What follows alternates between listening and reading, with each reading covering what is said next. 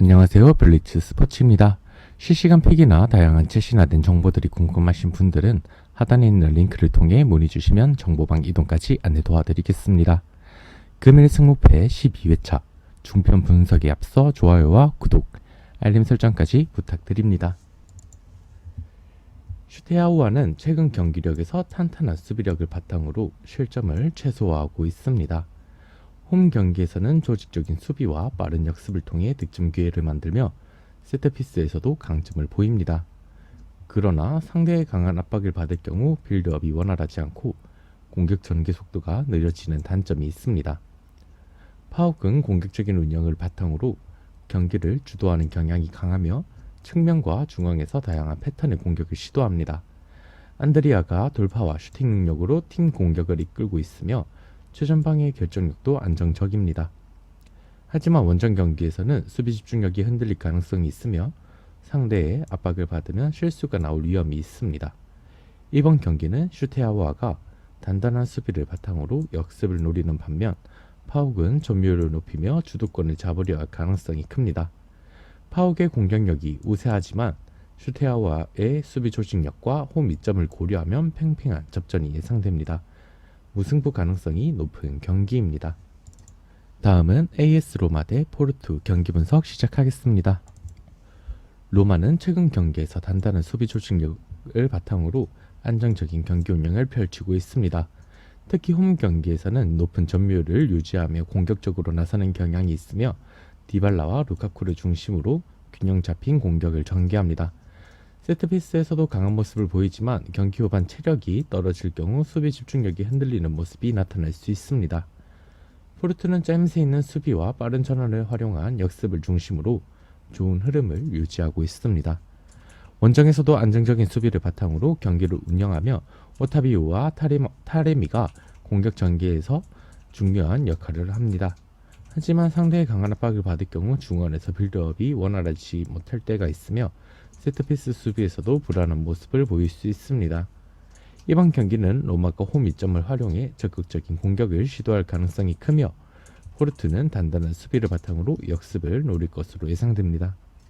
포르투의 수비 조직력이 강하지만 로마의 공격력이 상대적으로 우세한 만큼 근소한 차이로 AS 로마가 승리할 가능성이 높습니다.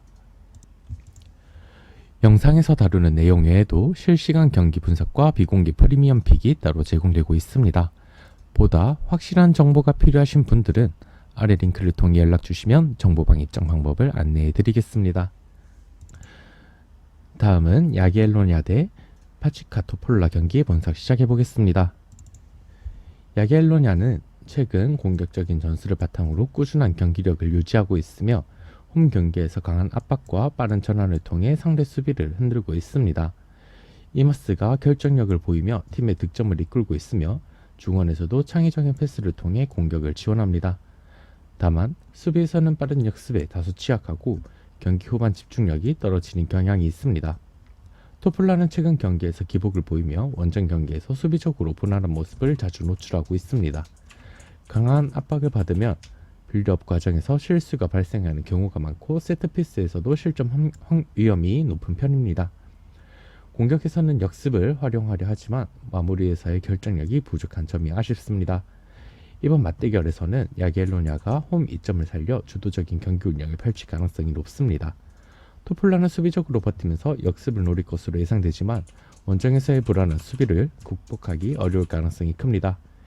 야기엘로냐가 경기를 주도하며 승리할 가능성이 높습니다. 다음은 아포엘 대 첼레 경기 분석 시작하겠습니다. 아포엘은 최근 안정적인 경기 운영을 바탕으로 좋은 흐름을 이어가고 있으며 홈 경기에서 점유율을 높이며 공격적으로 나서는 경향이 강합니다. 키프리아누와 마르키뇨스가 공격의 핵심 역할을 하며 세트피스와 측면 크로스를 적극 활용해 득점 기회를 만들어냅니다. 수비에서는 조직적인 움직임을 보이지만 측면 수비에서 간헐적으로 약점을 노출하는 모습이 있습니다. 첼레는 최근 경기에서 기복을 보이며 원정 경기에서 어려움을 겪고 있습니다. 강한 압박을 받으면 빌드업 과정에서 실수가 발생하며 상대의 빠른 역습에 취약한 모습을 보입니다. 공격에서는 크로스와 중거리 슛을 활용하지만 결정력 부족이 문제로 작용하고 있습니다. 또한 경기 후반으로 갈수록 수비 집중력이 떨어지는 경향이 있습니다. 이번 맞대결에서는 아포엘이 주도적인 경기를 펼칠 가능성이 높습니다. 첼레는 수비적으로 버티면서 역습을 시도할 것으로 예상되지만 탄탄한 조직력을 갖춘 아포엘을 상대로 효과적인 공격 전개가 쉽지 않을 것으로 보입니다. 아포엘이 경기 초반부터 공격적으로 나서며 승리를 가져갈 가능성이 큽니다. 다음은 파나시나이코스 대 비킹기르 경기 분석 시작하겠습니다.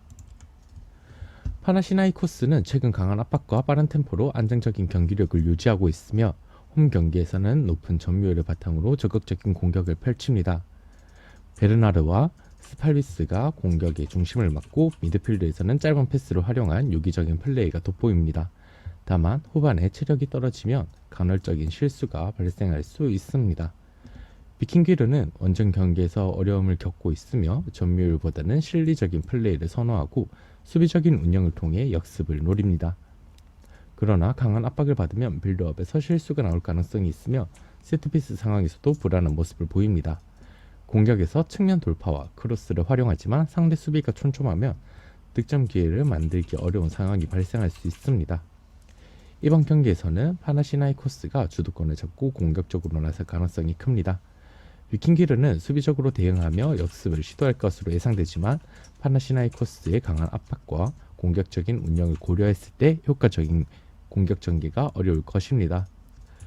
파나시나이코스가 경기 초반부터 주도권을 잡으며 승리를 가져갈 가능성이 높습니다. 이번 승무패 12회차 중편 영상은 여기까지이며 내일 하편으로 다시 찾아뵙겠습니다. 이밖에 배구, 농구, 각종 비인기 스포츠와 실시간 경기까지 맞춤 분석 진행해드리니 하단 댓글 링크를 통해 연락주시면 언제든지 서포트 해드리겠습니다.